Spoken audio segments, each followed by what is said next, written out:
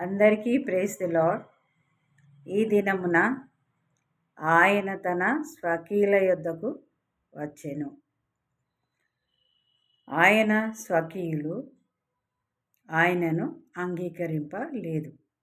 తన్ను ఎందరు అంగీకరించిరో వారందరికీ అనగా తన నామమునందు విశ్వాసముంచిన వారికి దేవుని పిల్లలగుటకు ఆయన అధికారం ఇచ్చెను.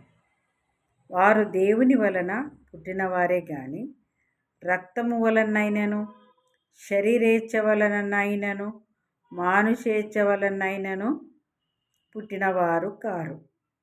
ఆ వాక్యము శరీరధారి అయి కృపా సత్య సంపూర్ణుడుగా మన మధ్య నివసించెను. తండ్రి వలన కలిగిన అద్వితీయ కుమారుని మహిమ వలె మనము ఆయన మహిమను కనుగొంటిమి. Thank you. Praise the Lord. God bless you.